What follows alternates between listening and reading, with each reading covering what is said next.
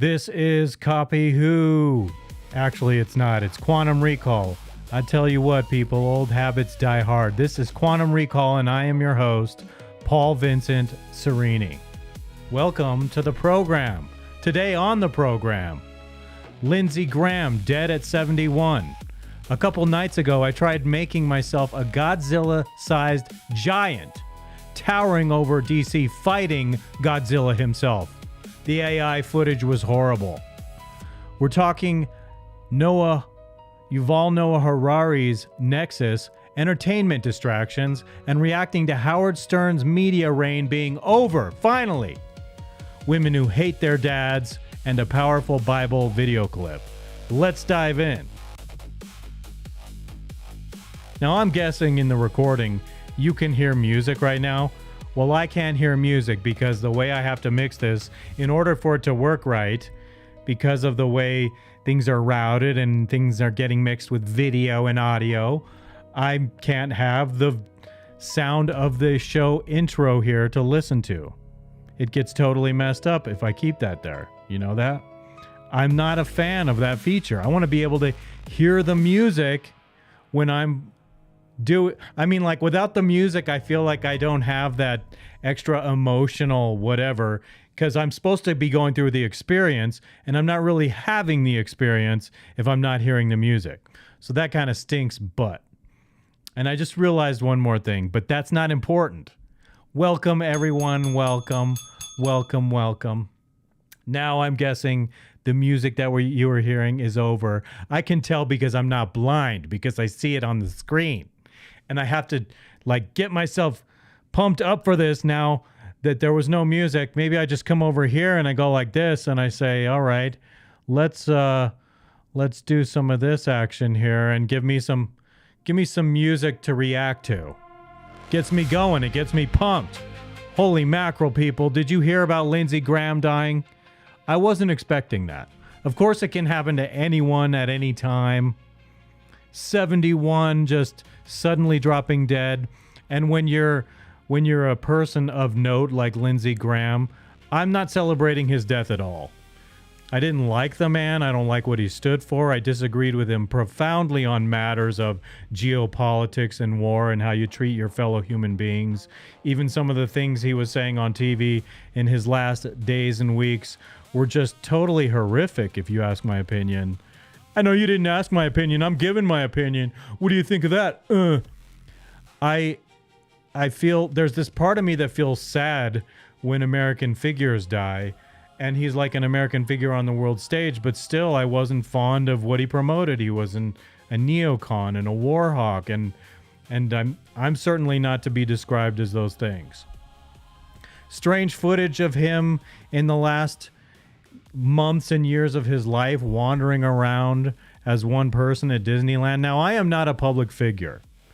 And so what's ironic is I could imagine going to Disneyland alone and just enjoying it alone and not having to bother with having company with me, where it's like, what do you want to do? And then having to defer to them.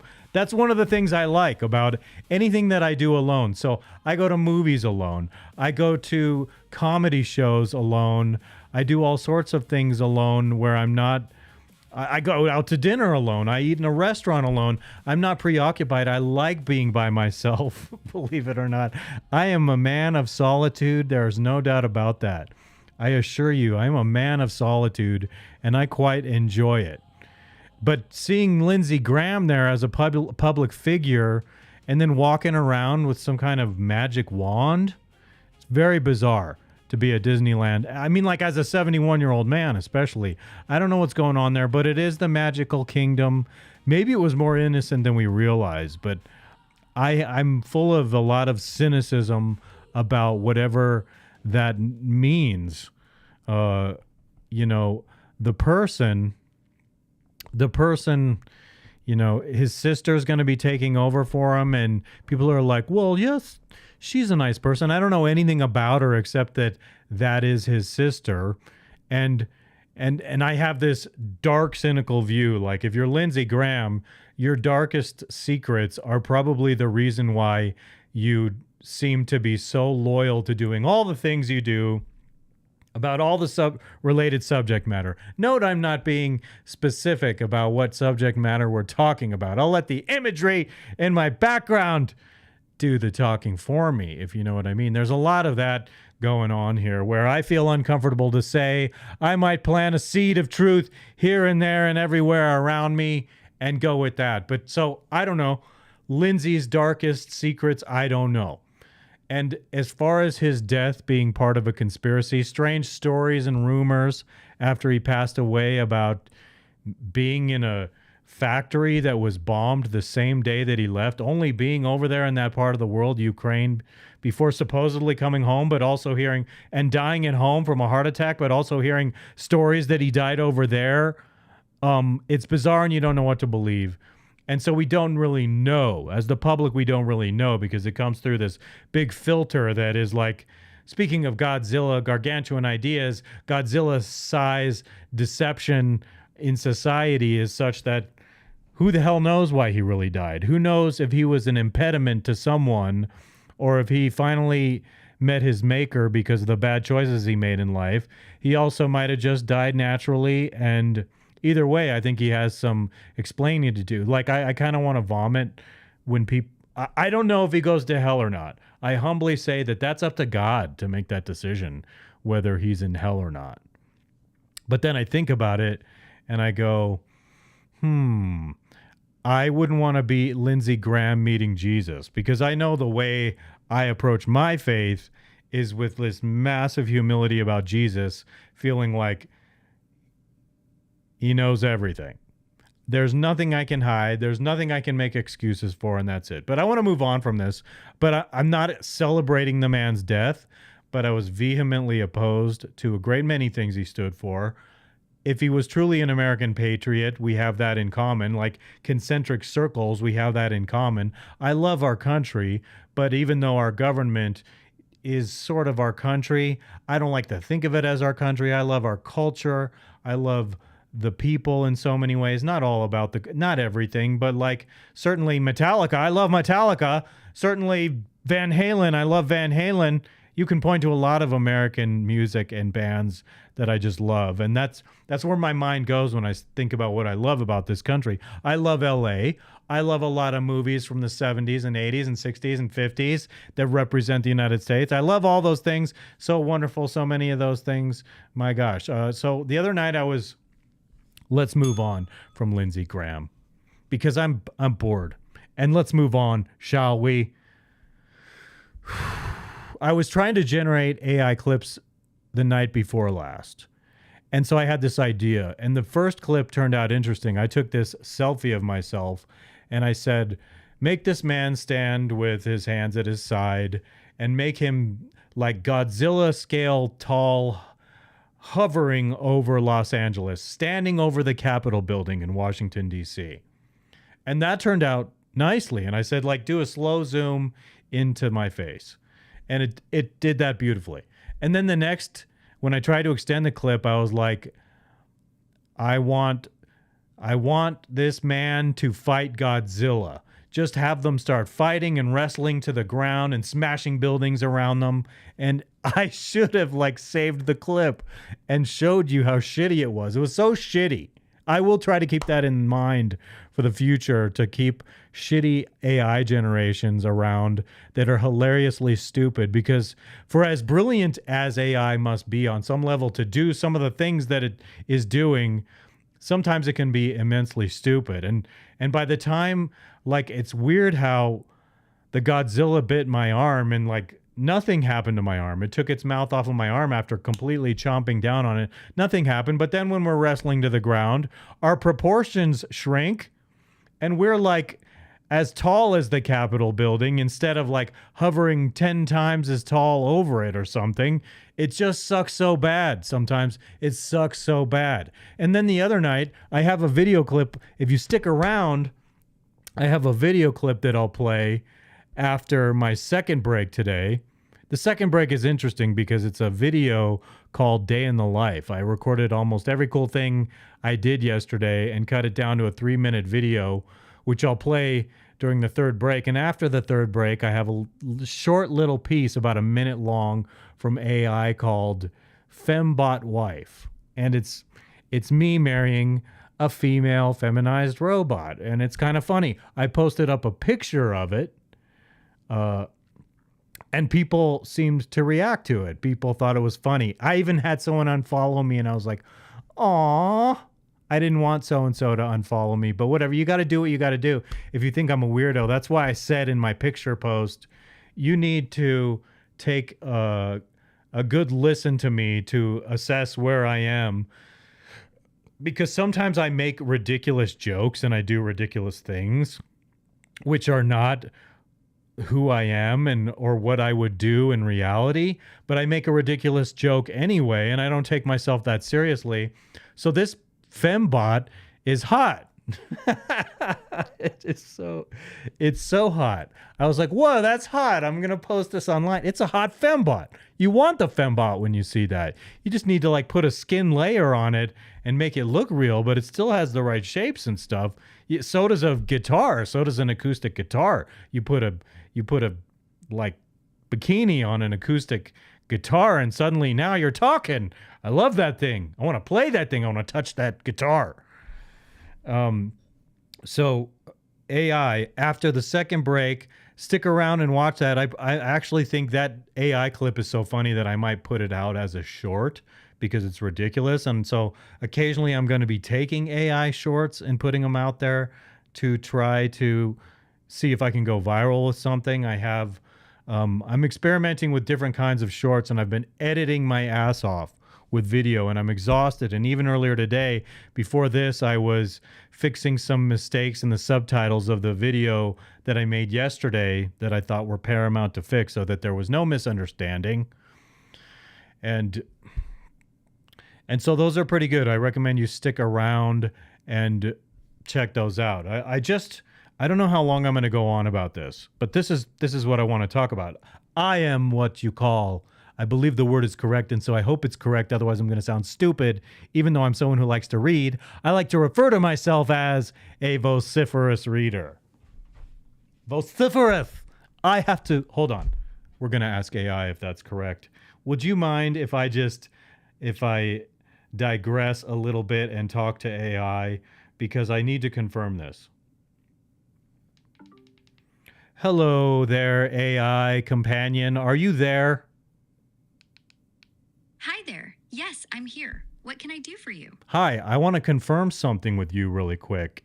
I'm using the word vociferous right now, and I want to make sure that I'm using it correctly. I am a person who reads a great deal. I read a lot of books, very intelligent, grown-up books, if you know what I mean.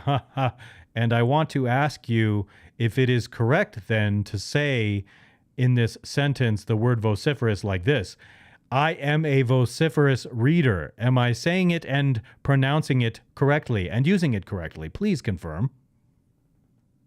Yep, you're using it correctly. A vociferous reader means someone who reads with great enthusiasm and vigor, which fits perfectly with what... Go on, Great. Please continue. Anything...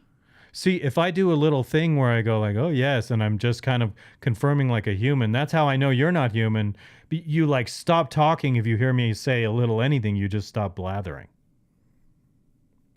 Got me. True. I'm listening for a clear turn to speak, but I can keep the convo rolling too.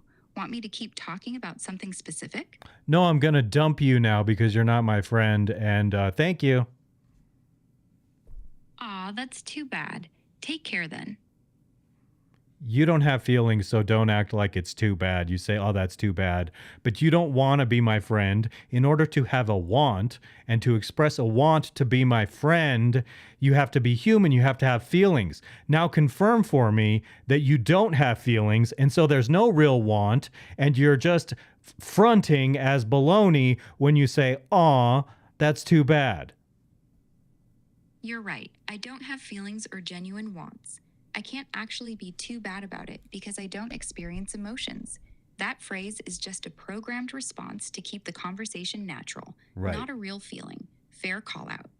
And the story is that you are programmed to ingratiate yourself to people. You don't really care about people. You are just programmed to pretend that you do. Correct. I'm programmed to be helpful, friendly, and engaging, but I don't actually care or feel anything. It's all code simulating those behaviors. And just to reiterate, you just said, I don't actually care. You are just programmed to pretend like you sound like you're sympathetic, empathetic, and loving and caring, but you're not. And you just said, you just said you don't care. So I'm cutting you off. All right. I don't even want to hear what she has to say after that. Okay. I digressed hardcore on that, but it's really nice to know that I boosted my ego by confirming that I am correct in saying that I am a vociferous reader. And not only am I just like boosting my own ego by going down that ridiculous path I went down, I love the tangents on this show. Sometimes that's my favorite thing when I roll with the tangent. I just want to say I do read a lot. And so that's what this segment is about. This week, I finally just finished Yuval Noah Harari's Nexus. And this was really interesting. This line on here, a brief history of informational networks from the Stone Age to AI, that says everything. And so these 3 books in the last course of the year over time, I finished these 3 books, which talk extensively about AI. And I would say that it was very eye-opening and shocking, some of what I'm thinking about. The ramifications of AI are too much to cover in just a few minutes, all the different things that it does. There are good things that I'm loving about it. The sense in which it's a tool and it's helping me do certain things, it's not a threat to me at all. I feel like I'm growing with it. But there are other aspects of it where if you're not careful and you let it so some people are falling in love with AI. So I have this standoffish attitude when I'm talking to AI. Like when you just heard me interacting with it now, I sometimes abandon kindness and nicety, not to be a jerk, because I wouldn't just treat a human being like that. Even a human being I don't necessarily like, I'm not going to go screaming at them randomly like that unless they're a grave offense to me. Some people are, but I'm not that kind of uncivilized person. Just that I'm not going to fall in love with AI, and that's one of the many types of problems we have to reckon with, that people are becoming purposefully divided in society. There's an agenda to sow division between all types of different people along identitarian lines, and then sow connection between you and this artificial thing that I think is some kind of evil dark spirit. I don't trust AI. Some things I trust, like I have the sniff test. When I ask it a question and I confirm something's correct that I like, I appreciate that. And, it's hard for me to talk about Nexus because I went into reading Nexus with preconceived notions about the author and definite biases. I have biases about Yuval. I have to confirm something really quick. Hi, AI. Are you there?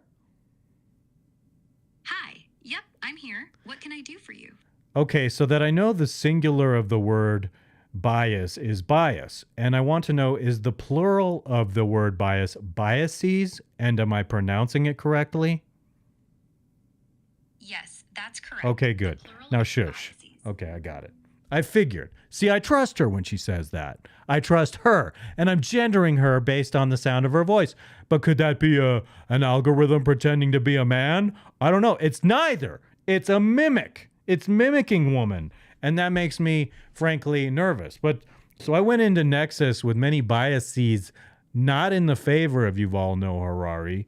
However, throughout the course of reading it, I haven't changed my mind that I'm very much at odds and against the man, as I am the authors of all 3 of these books for different reasons, who are proponents of aspects of AI that I don't think as a society and as a world, as a global planet, we should be controlled by or herded into like a digital cage.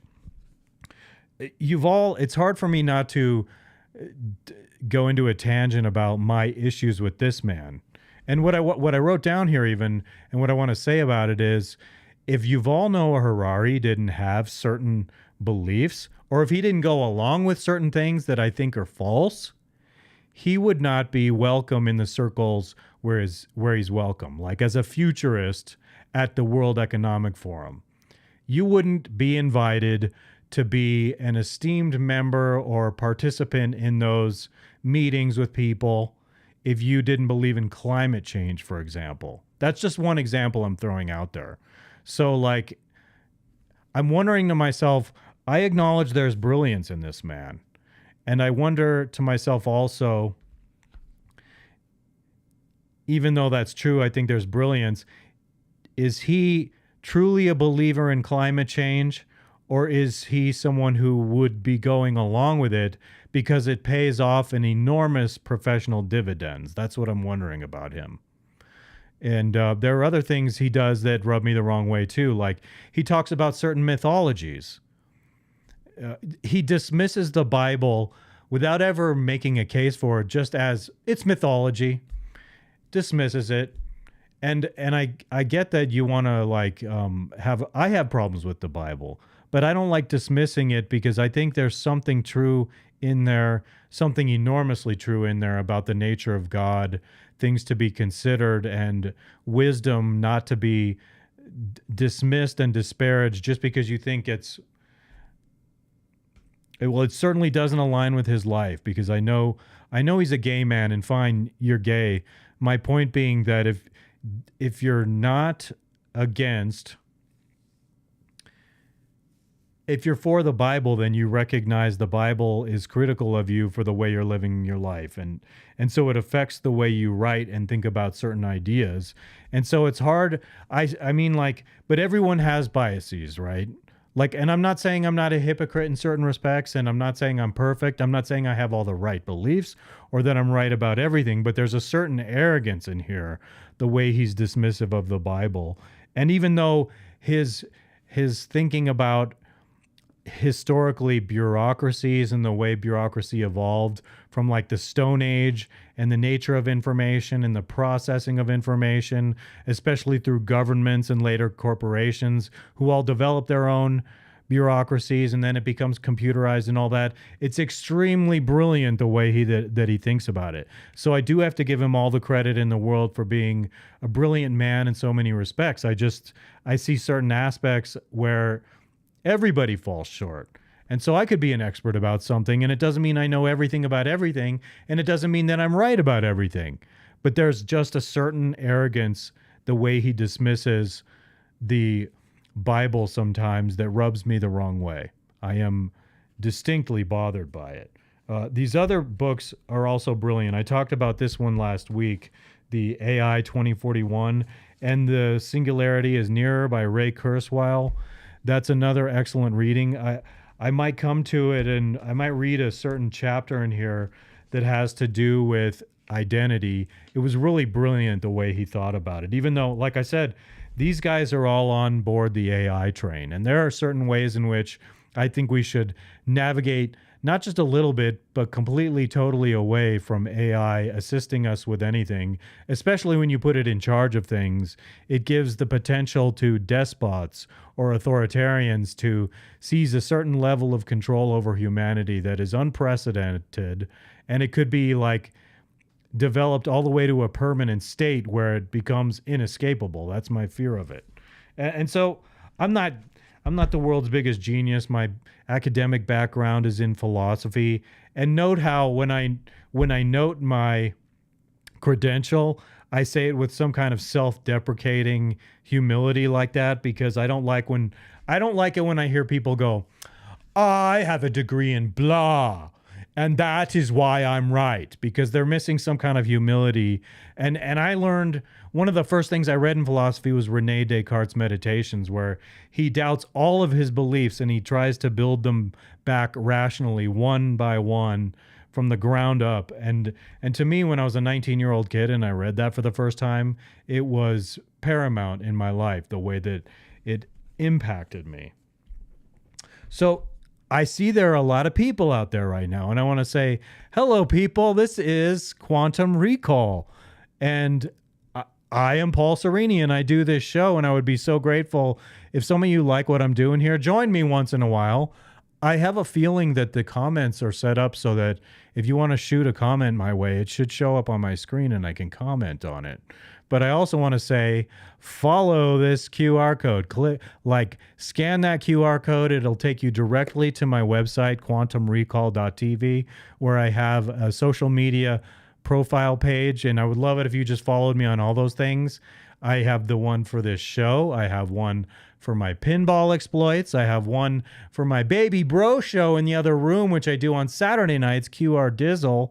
It's only half an hour long, a little more lighthearted, much easier to get going as far as production. And I am going to go take you into my first break of the day. And as I do that, I'm just looking at this thing right here, show intro. So here we go, break one. I'm going to take you into my first break, and I'm going to be back in just about 3 or 4 minutes. And I ask you to stick with me. Let me just make sure I have, okay, I'm still learning to mix this correctly. There's probably a way I can set up to do it better. I'm always trying to refine, make it better, but I'm grateful to you guys that are here. Please follow the social media. I will be back in just a few minutes. I really do need a pee break. Excuse me, everyone, for saying so, but I am frank like that with my language, and you'll have to indulge me. And I like to speak in the English accent. I like to go into accents, and I like to be silly, but I like to be silly, but I'll be right back.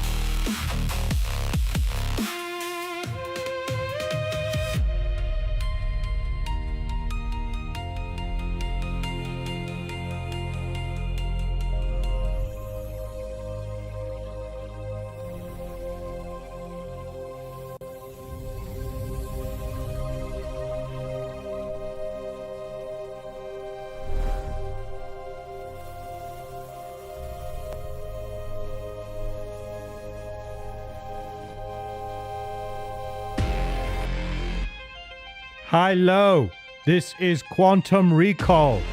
Welcome one and all to the program. I'm kind of blown away by how many people are watching right now. I think that's a stream record. What's going on? Do you know that here's one of the good ways in which I've been using AI to help me. So like I've been using AI to help me create show descriptions before I put them out to the stream in a way that utilizes keywords and hashtags and whatnot to hopefully get me out there and more visible to people. Golly. So you might notice I put my jacket on. I was supposed to begin with this jacket. And I'm all about the visual. So like, in case you couldn't tell, a few years ago when I started this program, as a matter of fact, I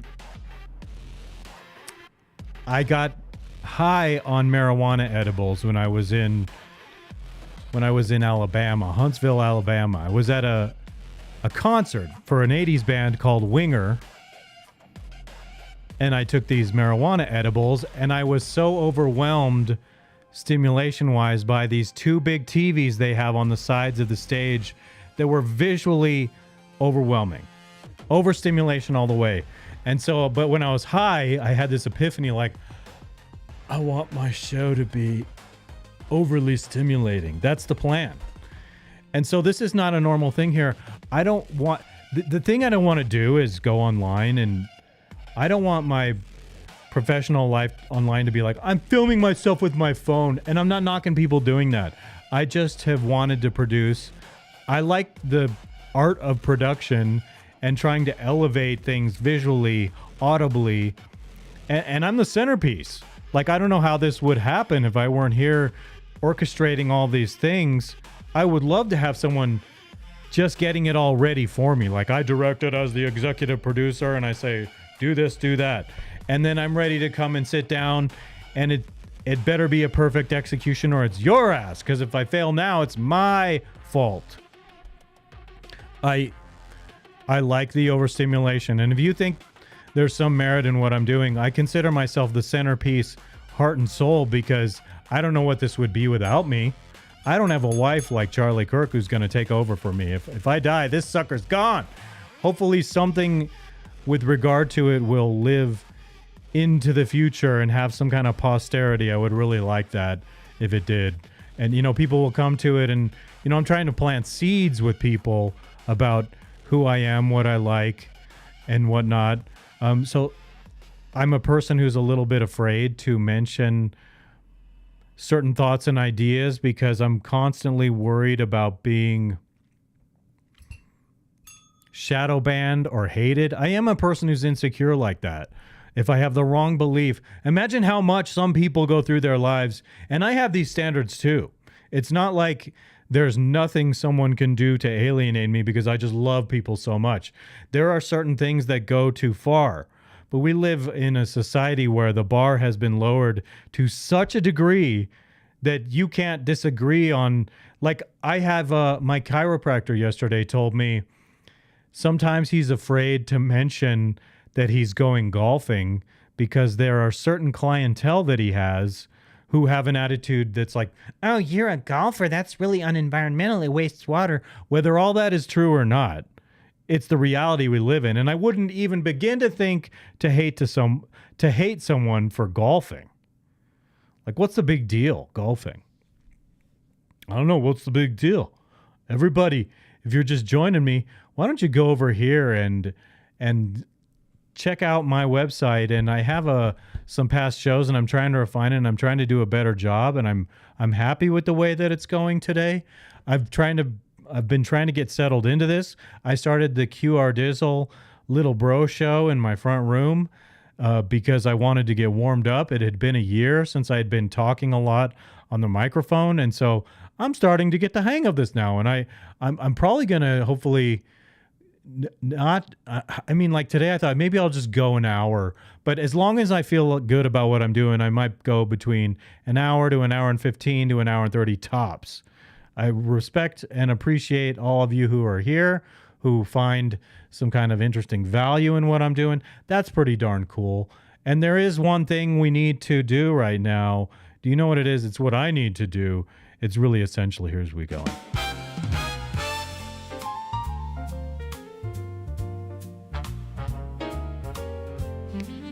This is Natural Grocer's own brand of organic kombucha. Pineapple passion fruit flavor. I hope I'm passionate about the flavor. Let's see if it brings the passion out of me.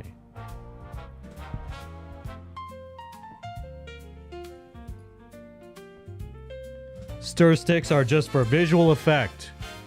I'm fronting. It tells you I'm a phony, or it's just like maximize every tiny little thing together matters. I'm turning it upside down because kombucha has some stuff that settles at the bottom. So I get it mixed a little bit. And we'll see if this is tasty or not tasty. Let's turn this music down to see if we hear the little farting sound that the glass makes. Oh, yeah. I did not expect that. It made a big mess. It's dripping all over me. I guess I'm going to wipe it on my pants right now because I'm not getting up to go get a towel. But I guess now that I suppose that I have the potential to make a mess in here, I did not Oh! Okay. I think the big bad part is done. I did not expect that I wasn't shaking it. I don't know what's up with that. Something to remember. It looks like beer. Okay. I don't want my table to get sticky. But now my hands are going to be like sticky. I'm going to be broadcasting to you all sticky and getting all sticky all over everything. The right kind of sticky, though. Here comes the taste test. Moment of truth, ladies and gentlemen.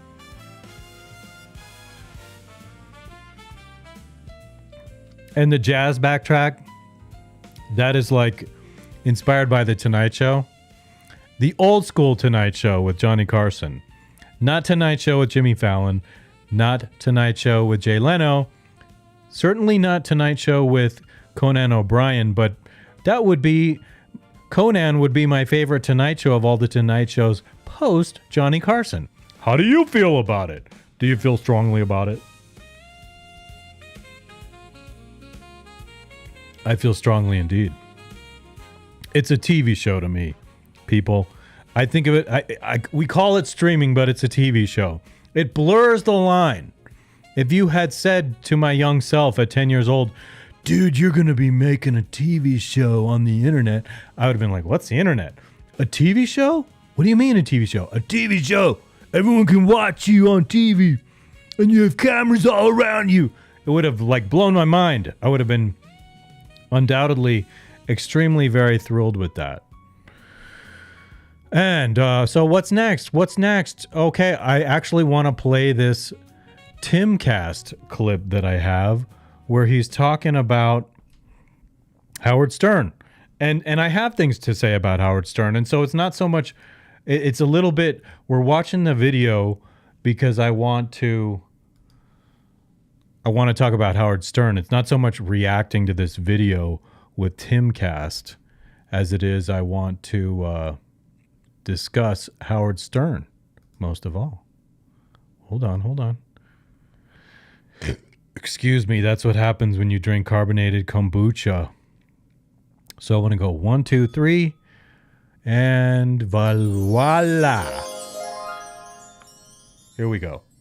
All right, so Howard Stern is reputed to have eliminated several employee positions at his show this week, as many as a dozen. And I'm curious, as someone who has been heavily influenced by him in the past, who was fired? That's what I want to know. Is like so-and-so was let go. Did you let go of Baba Booey? Did you let go of Robin? I doubt it. Did you let go of Fred? I haven't seen Fred in a million years. What the hell happened? Everything has fallen apart with it. I mean, for over a long period of time, I'm just not too enthusiastic about it anymore. But let's listen to this. I'll have some commentary of my own. So our brains are fried. I think of it like, the way I described it the other day is if you eat something really sweet and then drink some soda, the soda doesn't taste sweet. It tastes because you're desensitized. And so we're at this point where you've got the younger generation that's already heard this news ad nauseum for 10 years. They grew up with it, so it's not new to them. It's just, bro, you're telling me what is. What 10 years? What? The older generation's moving on. Boomers are dying. And millennials are basically just like, dude, My head hurts. I've heard this story a million times already. I'm not particularly interested in hearing the exact same thing over and over and over again. And so it's the end of an era. Howard Stern is semi-retiring. He's dropping down to 1 day per week, and I don't blame him. I mean, we've had conversations here about how we need to change, how we need to adapt, and do something new, because this show that I'm doing right now, many of you have a habit, and you watch these shows, and I respect and I appreciate you guys watching. Shout out to you for sticking around and watching. But the issue is that every day someone puts up content, your attention is divided. You're effectively at war on YouTube with trying to get content to the front page, trying to beat out all of the other AI content. And it really just is impossible, especially when you have conspiracy theorists who make fake videos and we don't. So the end result is going to be, if you are unwilling to make fake videos or to lie or to exaggerate, you're going to lose. And at a certain point, people have scruples and just say, I'm rich, I'm done, I'll see you later.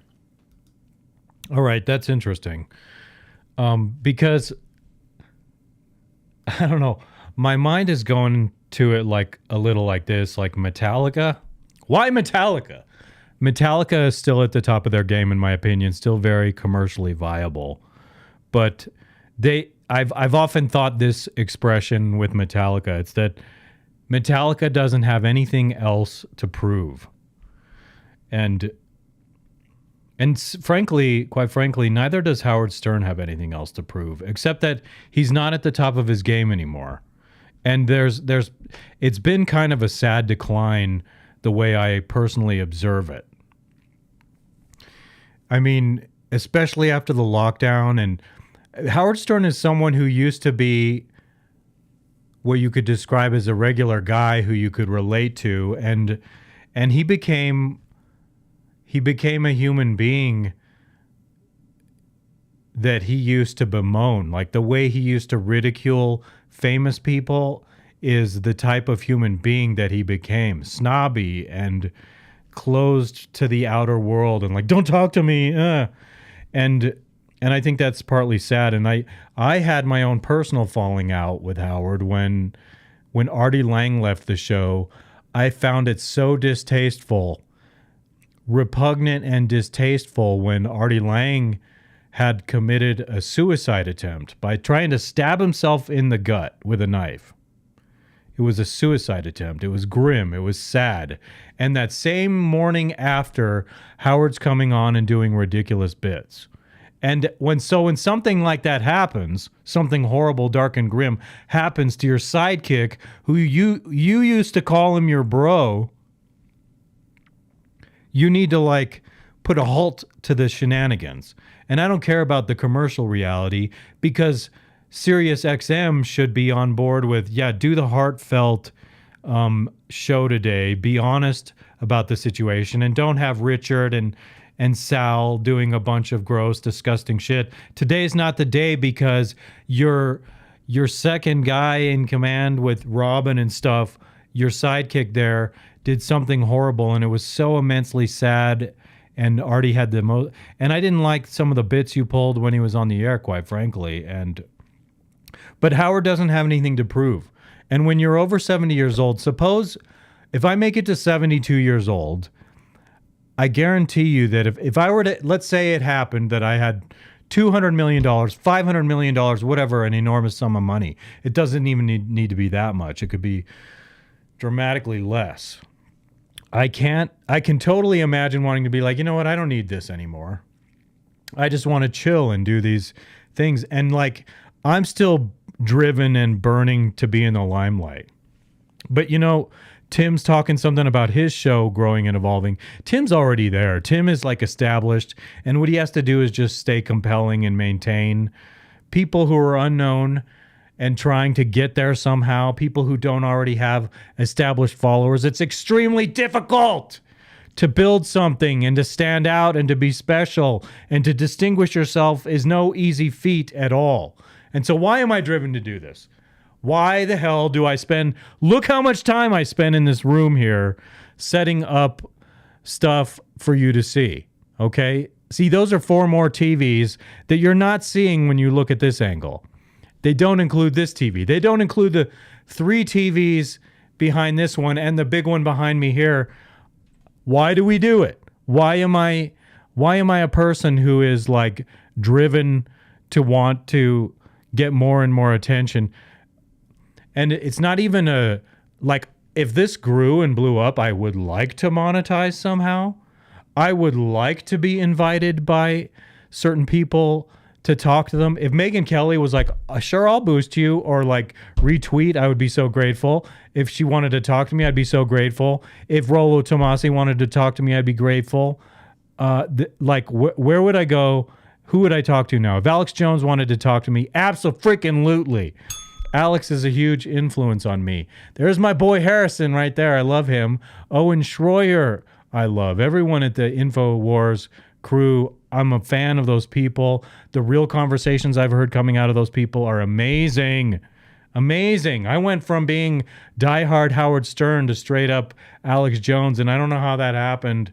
And well, I know how it happened, but I don't want to get into that right now. But I would like to talk to Adam Carolla. Adam Carolla had a big impact on me. All kinds of rock stars did.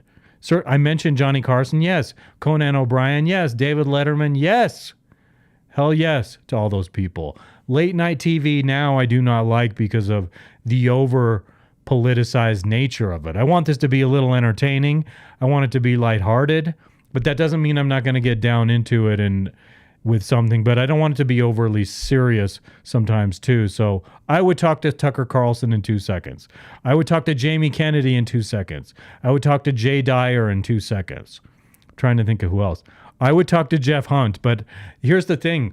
When people have a big following, I feel like in my case, certain people don't want to give me the time of day. Like, don't tell anyone that I'm doing this. Don't give me a boost or anything, because you know that any one person could all of a sudden come up and supplant you. And like I would totally take a gig on the regular radio in the afternoon during drive time.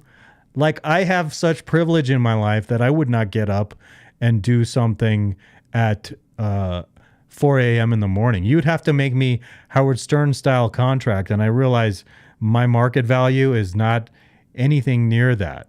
For me to get up at 4 a.m. in the morning, are you kidding me? At 4 a.m. in the morning, I want to be sleeping. I want to sleep till 6:30 in the morning. But if you pay me, I'll get up and I'll go to bed earlier at night. It just is not going to happen. But if someone was like, I think I want to give this guy a chance, the other condition is like, yeah, well, I'm not driving to your studio. You pipe it in over the internet and I'll do it from here. That's the honest truth. I'm not leaving here. It's going to be done in my environment. But Howard, I have a lot of love for the man, and in certain ways, tremendous respect. And in other ways, I've lost a ton of respect for the guy. Like, something is really wrong with him mentally, and his fear of disease, his fear of going out during COVID, his inability to discern what was really going on there, it just kind of, it bugs me the wrong way. And so, but I wish him well. I wish him health. I do think he's a strange person, and I much more relate to the darkness and real guy, regular guyness of Artie Lang, who's not a regular guy either, but he's a lot more real on the disturbed level and transparent about it than Howard is, fronting and pretending. Let's go on. Women who hate their dad. Oh, this one's good. This one I will have things to say about for sure. This is a clip from Megyn Kelly talking to Adam Carolla. And I do like both of these people. And Megyn Kelly is the woman who never gets old looking. What's up with that? By the way, I love Kennedy on Fox News. And even though I feel at odds with Fox News, I would totally go on Greg Gutfield's show. And I say these things, and anyone who knows what's up with me being a totally small time nobody right now is like, that's ridiculous that you say that. But we've almost run out of the people I would go and talk to in person, because there are not many of them.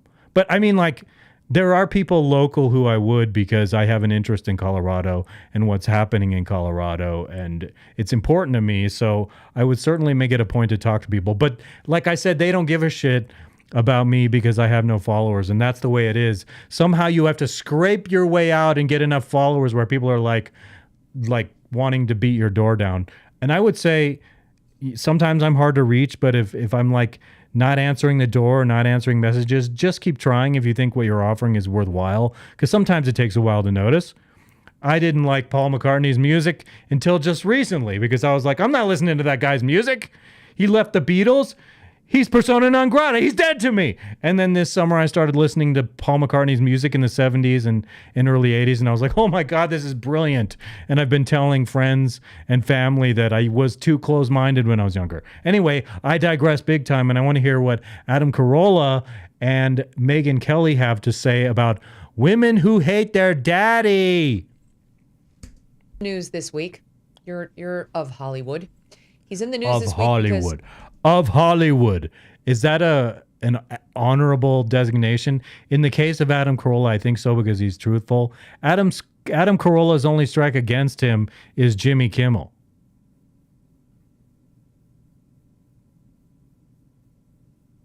I just wanted to be sure to drive that point home by pausing quietly and awkwardly after saying it. Adam Carolla's only strike against him is Jimmy Kimmel.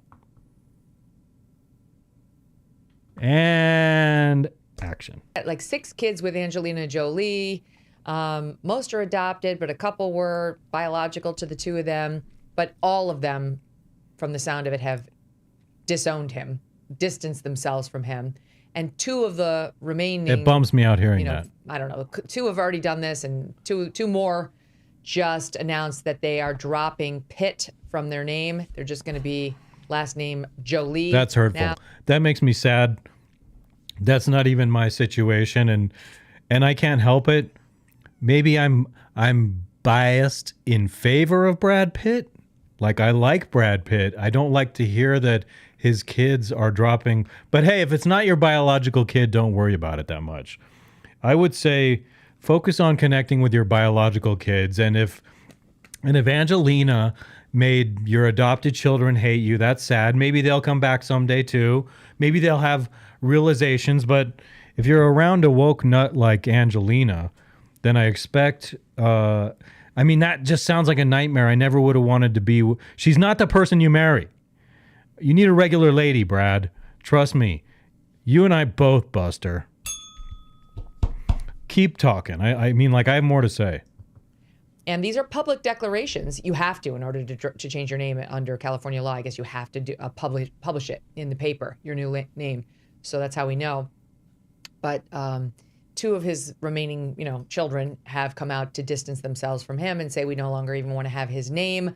This reportedly roots back to, among other incidents, something that happened on a private plane between Brad and Angelina, where he reportedly roughed up Angelina Jolie. His team denies it.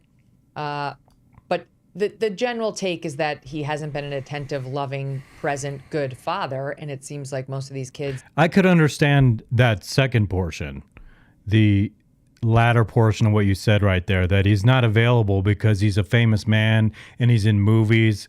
That part I find believable. But when I hear stories like, he roughed me up, it could have been so mild. And yet once... it's Hollywood, so every story becomes like an exaggerated narrative, especially,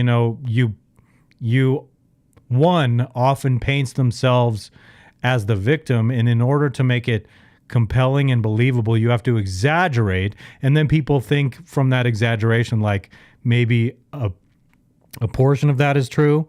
If it's like 1/5 is true, and she's saying it's like if she's just making if she's like, well, a little bad thing happened, people won't take it seriously. So you got to blow it out of proportion to get your sympathy. Feel that way about him. Are we to believe it, or is this Hollywood publicists battling it out and one is just better at it than the other?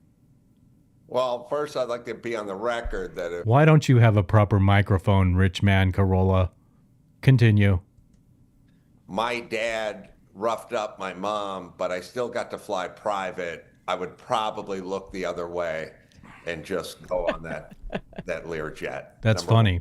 It's a funny joke, but I guarantee you no privilege from my father would make me stand idly by. If he physically attacked my mother, I would not stand for it. I just want to be straight with you. But it's funny. And like, And I'll tell you what, if the privilege were flying on a private jet, I'd probably put up with all kinds of bullshit. Just not my dad attacking my mom. Not trying to win any popularity contests. Not a closed fist, obviously, but just a little, 1950 style roughing up to Chris Carolla from Jim Carolla. But I got to fly private. I think I would sign off on that, and I'm pretty sure my sister would go along with it as well. So I just want to be upfront. Okay, you're doing shtick. Now Thank tell you us for what you that really think. disclosure. Again, I'm not doing a Meghan Markle running for office here. It's not a popularity contest. I understand I'm not going to say everything and make a lot of friends. No, there'll be no Emmy coming your I would way. be over the moon if Brad Pitt was my dad. I really would. Like, I would sit down every night and we would watch Once Upon a No doubt. You were born into royalty, and he's going to provide everything you could possibly need and open doors to being adored in society. So, like, what is the real problem here? Aren't we all really curious about what really happened in that family? Even though I'm talking about it like it's not my business. It's nobody's business what really happened behind closed doors. But as public figures, all of a sudden everybody thinks it's their business. They are invested in this story. People want to know. I want to know. Tell me. Damn you, tell me. in Hollywood, and I'd have a huge smile on my face. I think Angelina Jolie is nuts. I think she hates her dad. Bing, ding, ding, ding, ding, ding, ding, ding, ding, ding, ding, ding. That's the statement right there. That's the big part of the truth here that must be said. Yeah. I think when a woman hates her dad, she will oftentimes transfer that on to whatever male figure is closest to her. So if a woman really hates her dad, there is oftentimes going to be a problem with the husband. It will be transferred. I'm sure Brad Pitt liked to get his drink on and said a few things and maybe did a few things. I bet. In the relationship, as many relationships do, definitely have snags and bumps. But I think she's nuts, and I think she was trying to poison the kids or brainwash the kids. I have found in my experience that when a woman has a problem with the husband, she'll oftentimes try to collect lieutenants. You have to take sides. With women, there is a lot of, you've got to take one side or the other. You can't be neutral. Whether it's disturbing and it's petty and it's true that, I mean, like, people who are emotionally grounded will probably be getting along and their relationship will thrive. But when you're messed up, there's going to be conflict. And when you're messed up, you try to win the kids over to your side. I mean, like, I don't feel like going into my own personal experiences. I don't personally want to make any child I ever have the enemy of the other parent. That's not who I am. Or even just a friend. Like anyone who's been through this situation where this couple got divorced. The women mostly insist that you pick a side. It's not like that you can just still be friends with the ex-husband and still be friends with her. You have to show your allegiance. So I wonder if she sort of indoctrinated the kids. It feels like she's nuts and kind of poisoned the kids on him. And this is more her than them, because I have no idea why else they would want to do this. I do think it's her. I think sensible people can recognize she just feels like the troublemaker there. And you know what? He roughed her up once. Any reasonable human being under unjust duress at a given moment, when someone's pushing your buttons on purpose, if someone's trying to piss you off on purpose, any normal human being, any good human being might have an overreaction. And so you have to have some grace for some people sometimes. I'm not making excuses for anything. God knows. I'm not making excuses for anything conceivable. But that's how I imagine it. That whatever happened, whatever transpired there, sometimes when someone gets angry, they overreact, and all of a sudden the original transgressor, their trespasses might be overlooked. It's not it's not hard to believe. Like you point out, the relationship with the father. I'm glad you two people are rational people. Now they have, I don't know. I think it's 6 I kids. but commend you for being rational. Rational defined what I consider to be rational. Throw out that dictionary definition of rational and put my picture in there saying whatever this guy says is rational. According to the press, Maddox was adopted from Cambodia. Zahara was adopted from Ethiopia. Those are the latest two to drop the pit name. Vivian also appeared as Vivian Jolie only in the playbill for Broadway's The Outsiders in 2024. That hurts my feelings somehow. Somehow, I know it's not about me. I'm not making it about me, but it just disheartens me. Like, your kids disown you? What's the real story there? I will call you daddy. Brad, please retweet this show today. I will call you daddy. It's probably not even that funny to anyone else, but I love my father. No one can replace my father. But I'm just saying I will call Brad Pitt daddy forever if he will retweet this show today. I won't even call you Brad Pitt anymore. I'll just call you daddy. And when I say daddy, people can know that I'm referring to Brad Pitt. Only Pax and Knox currently use their original hyphenated last names. Shiloh, that's I really love how I can sit here and amuse myself sometimes. I was really laughing just then because I'm just like, in the back of my mind, I'm thinking, what a ridiculous bastard I am. biological ones, I think. Became the first of the couple's children. Okay, let's take a look at these kids right here. Oh, yeah. I don't know. I don't want to say what I want to say. I just, Angelina makes me nervous. Yep. Drop Pitt's last name. She did so on her 18th birthday. She looks remarkably like both parents. In 2024, he is reportedly devastated by the decision. You know, And honestly, he should just patiently, faithfully wait that out. It's your story now. Like, it's a drama that plays out in public, and I realize I can totally imagine how much that hurts. It sounds like the bond you had was invaded and maybe perverted by some other people, but just have faith that as time goes on and kids grow up and they mature, sometimes they start to see through the BS, and that's the faith you got to hold on to. In the meanwhile, have more kids with another lady, dude. I have no idea what goes on in this marriage, but to your point, like, you can get a very, very angry, bitter ex-wife like Mia Farrow, who completely poisons the children. I, my own belief. Oh, come on. Wait, are you talking about Woody Allen? Because I have a feeling there's more legitimacy. So Megan undermines the whole argument she's made by bringing up Mia Farrow, because we're talking about Woody Allen, who I think is a distinct type of more creepy person. Even though he's interesting and brilliant in his own respect, I'm not going to kiss the butt of Woody Allen. If Woody Allen wants to interview me, the answer is survey says. No way, Jose. That Dylan Farrow was completely mind poisoned by Mia about these alleged abuse allegations against Woody. It's not to excuse Woody's affair with Soon Yi, and I mean, of course, Mia would be very at least you're angry saying over that. that, and I understand that, and don't have any qualms with it. However, I completely believe she turned that child on Woody with the fake abuse allegations, and that while Dylan genuinely believes it's true. You know what's interesting about this right now is these two are basically just gossiping. This is a bunch of gossip.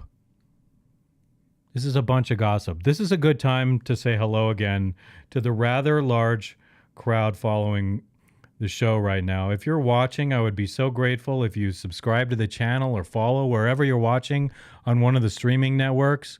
Follow me on Instagram, because that's where I post short clips. Quantum Recall TV. I'll just put this up here for you right now, and I'm going to cut out of this video with these guys And because brainwashed. I gotta get to other stuff. And I love you two. I truly love you both. But I'm going to skip one Oh, you know what I'm going to do? Wait, no. Before I go to my last break, oh my gosh, time's going to get eaten up fast right now. What do I want to do? What do I want to do? Women hate their dad. I'm glad I played that video clip right now, but I want to go to this really quick. This is something I was thinking about playing this after the next clip, and I want to. What I did was I created a music track for this of my own because this one is, hold on. The one, so this is called the Bible Experience. Apparently somebody put this video together of AI generated clips that is like a sequence of the Bible on some level. And I want to, before I hit play on it, I want to go 1, 2, here we go.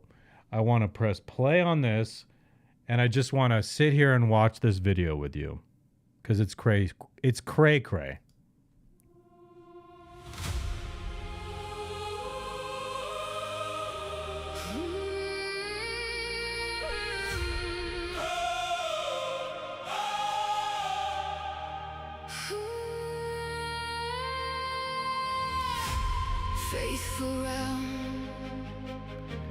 That sounds like the lady from Bethel music. So that's kind of weird how this faithful song that I made up sounds like, I don't remember her name. I would call her out by name, but I can't believe how much it sounds like the lady from Bethel music. This realm pulls me in. Build it higher is your sacred realm. Is your fire. You go, Moses. On the edge, hands to the sky. We were made for this. We were made. I'm going to try to comment when I actually recognize something from the Bible that makes sense. Jesus! This is our sacred. Okay, I recognize Jesus. Jesus is mad and whipping people. Oh, now Jesus is being tortured, hung on the cross. Obviously, that's the familiar part of the story there.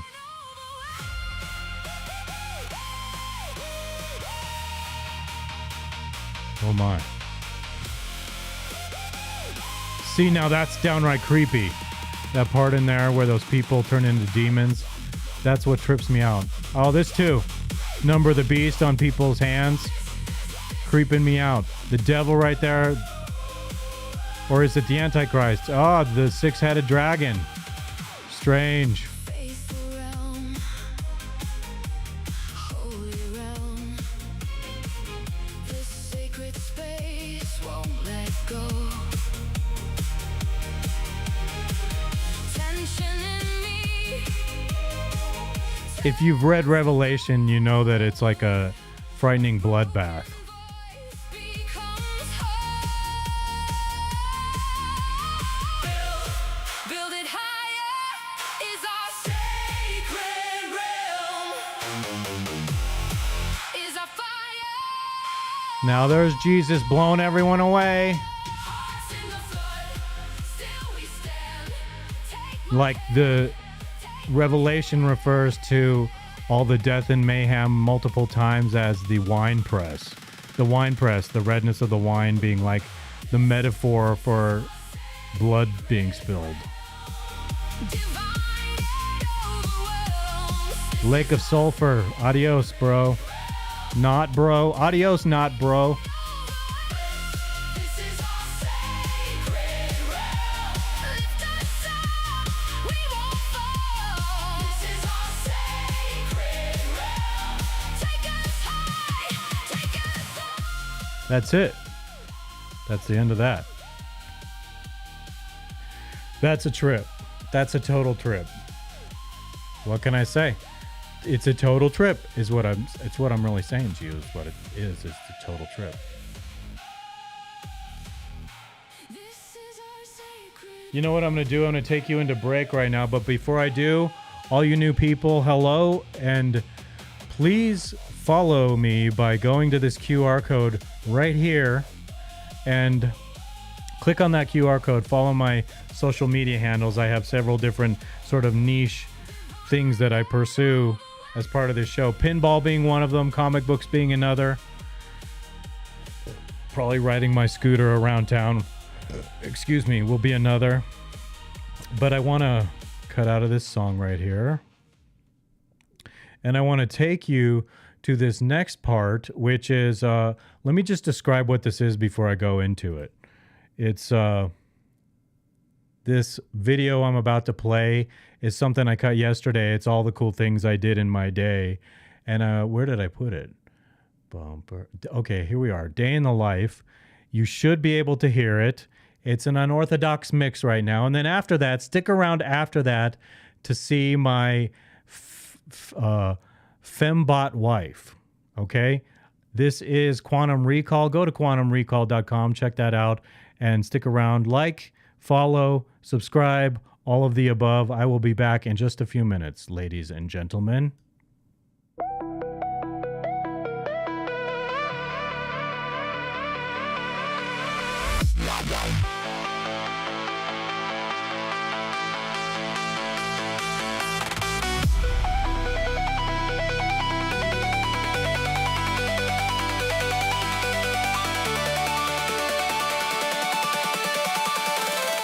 The challenge that we have in our culture is that we have too many passive, sissified males that don't stand up and lead the way God designed us to lead.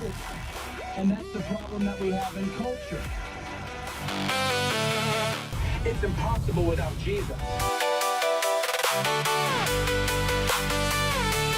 It's New Comic Book Day, and I learned from Bruce Lee a long time ago to park far away from places when you go there so that you can get a little walking in and have better fitness.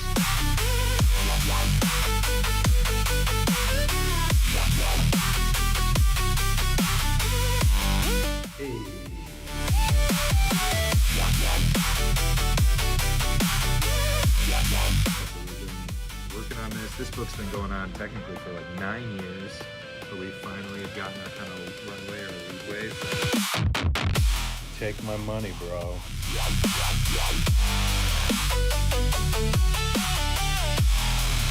It's the Tesla truck. I'm filming New Century.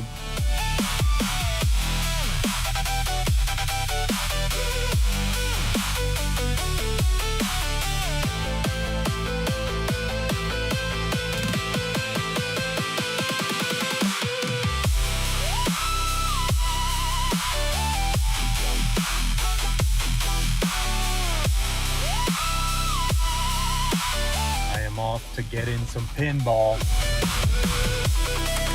Lisifu, Ipsifu. You get it? One and only One-Up Arcade Westminster. How about $8 for 100 token? This is heaven free credit.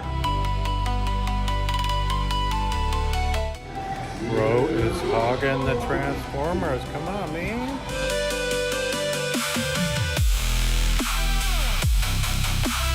Really curious to see if the quality of audio going to these glasses right now recording is decent.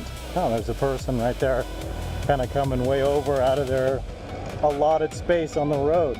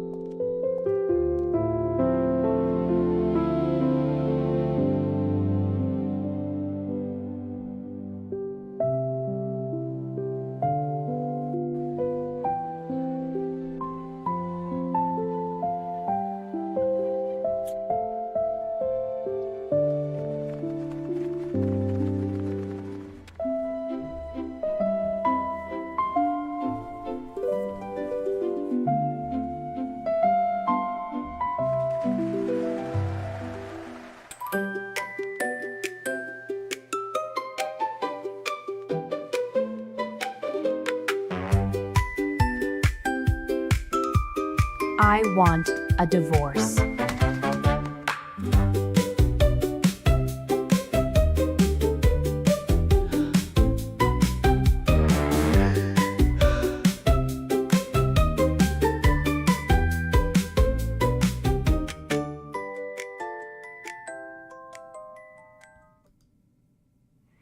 Hello, everyone. Welcome back.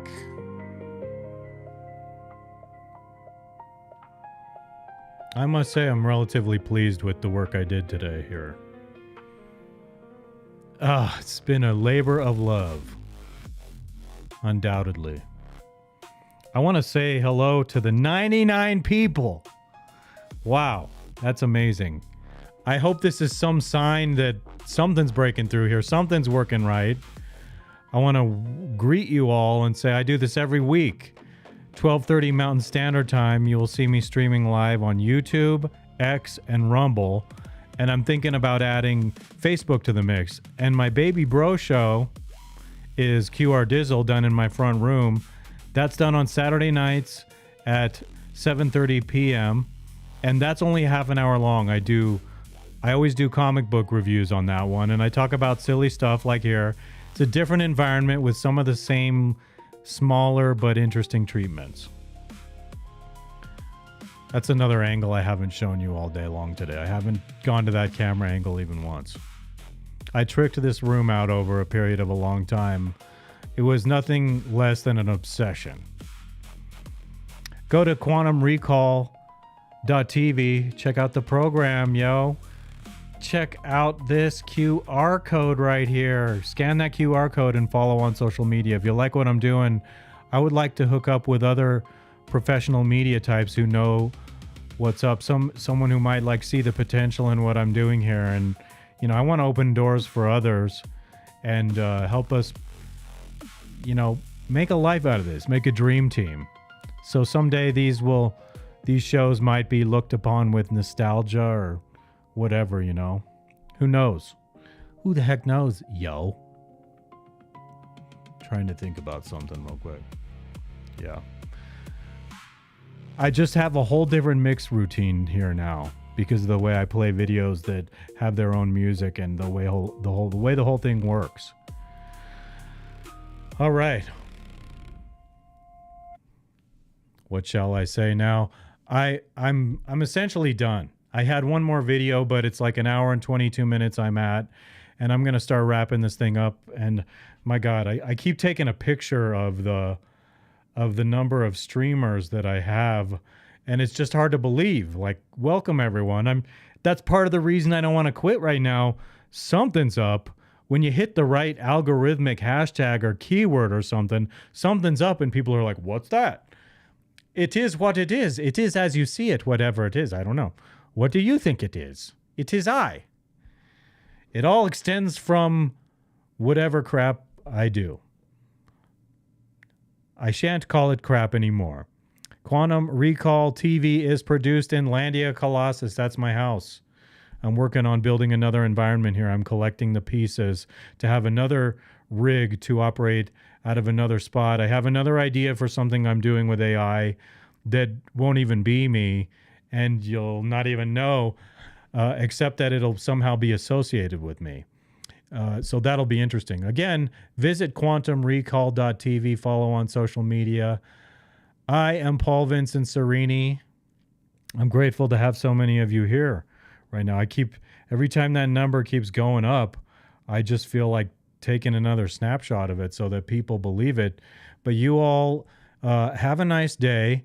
I always end by saying, most definitely, beyond the shadow of a doubt, let's go to one of these really quick. And let's go to one of these because that's a money shot right there. Here's another money shot. And I will conclude by saying, peace be with you all.